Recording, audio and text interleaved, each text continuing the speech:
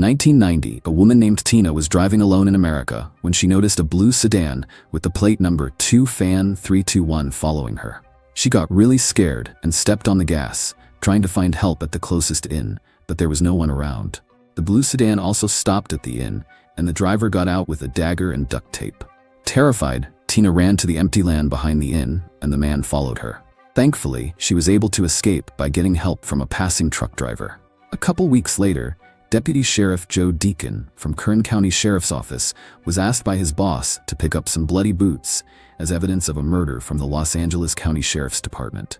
Deacon used to work there for about 15 years and was well known as a top cop until he got transferred to Bakersfield 5 years ago. When Deacon got to LA, he found out that the Homicide Division, led by Captain Ferris, still needed to check the item. They told him to stick around until it was done the next day. While he was there, he caught up with some old work buddies and met a detective named Jimmy, who was working on a serial murder case with 4 victims, but they still didn't know who did it, even though the first murder happened 2 months ago. After the press conference that morning, Jimmy headed to the crime scene with his partner, Detective Sal, and another detective. They also asked Deacon to come along and check out the crime scene. The murder happened in an apartment, and the victim was a stunning girl named Julie. She was left naked, her wrists tied with wire, her head wrapped in white plastic, and blood splattered everywhere. Deacon checked out the room in the building opposite the apartment, with a window facing the crime scene. It looked like the culprit may have used that room to spy on Julie because it was empty and had a chair right in front of the window. He went quiet as he looked at Julie's body from a distance, which reminded him of a past murder case he couldn't crack. 2 naked girls with white plastic over their faces, propped up against a big rock. Rhonda, the woman with the red hair clip, went home by herself after jogging with her boyfriend. A brown car followed her, and she hasn't been seen since. The next day, Deacon's boss said they didn't need to take the evidence to Bakersfield. Then Jimmy asked Deacon to watch the interrogation of a guy named Stan who had a shady criminal history. People said he was caught twice spying on Julie from a building near the crime scene. Stan straight up said he wasn't involved in the case, but when Jimmy mentioned Mary, Stan got all twitchy like he knew Deacon was watching. So Jimmy told his crew to figure out what's going on between Stan and Mary. Meanwhile, Rhonda's parents went to the police because she was missing. Instead of heading back to Bakersfield after wrapping up his business in LA, Deacon decided to pay a visit to his colleague Flo, who was conducting an autopsy on Julie. So far, Flo had found a bite mark on Julie's cheek, mouthwash residue in her mouth, and evidence that someone had shaved Julie's leg after she died. Plus, Julie had eaten a big meal before she was killed. Based on the way the murders were carried out, it looked like Julie might be the 5th victim in the case. Flo thought that the person who killed Julie might have come back to the crime scene a couple of days later and moved Julie's body to face the door. Then Deacon asked Flo for the file of a case he had worked on before because the way Julie was found reminded him of the old case. Flo agreed to give him the file, but she made it clear that she wouldn't help with any new issues that came up. During lunch, she gave him the key to Julie's apartment so he could check out the crime scene himself. Once Deacon got to Julie's place, the landlady told him that the fridge had been busted for a month. She had called someone to fix it, but Julie got offed before they could sort it out. Looking around, Deacon got a flashback to that other murder case he worked on with Detective Sal and Captain Ferris. Deacon decided to crash at the closest inn since it was late at night. Before hitting the sack, he laid out pictures of 3 victims, including Mary, the woman Jimmy mentioned to Stan. As he stared at the photos, Deacon started picturing the 3 victims appearing before him. Captain Ferris told Jimmy at the office to stay away from Deacon and shared that 5 years ago, Deacon got transferred because he burned himself out working on a case.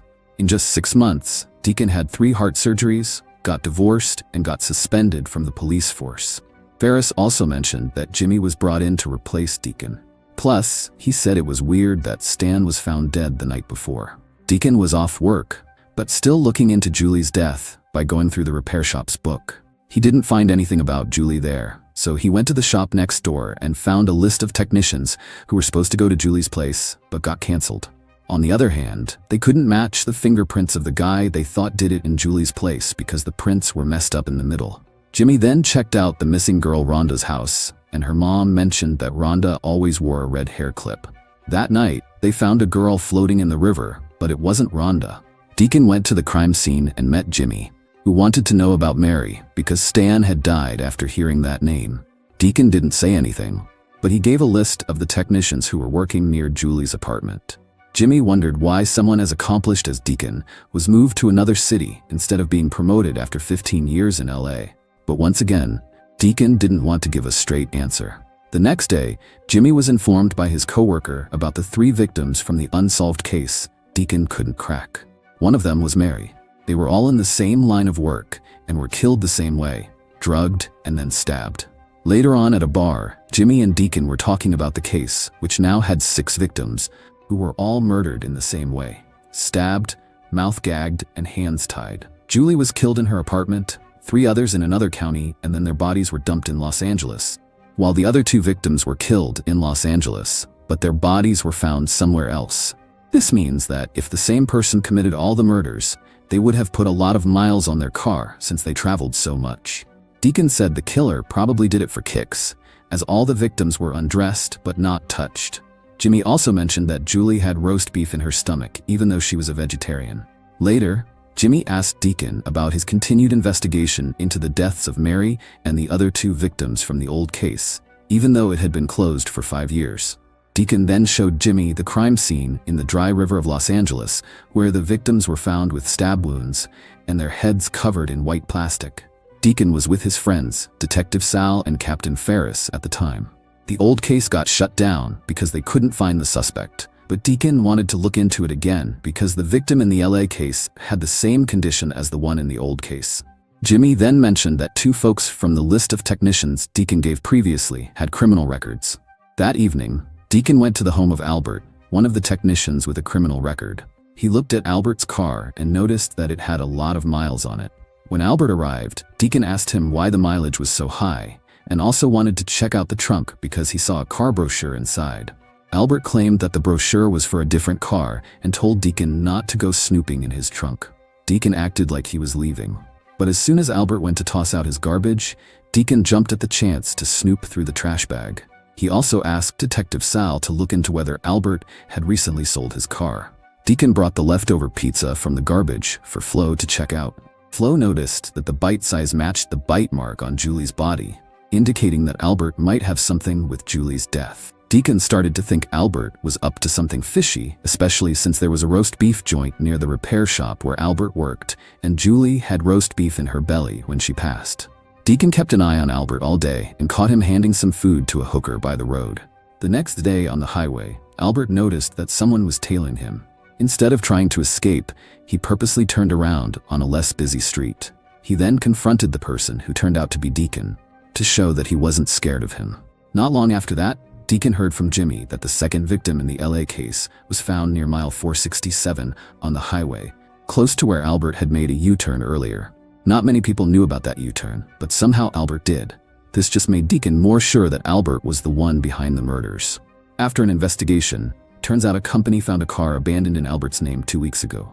Now Albert's been busted at home and they're gonna question him more.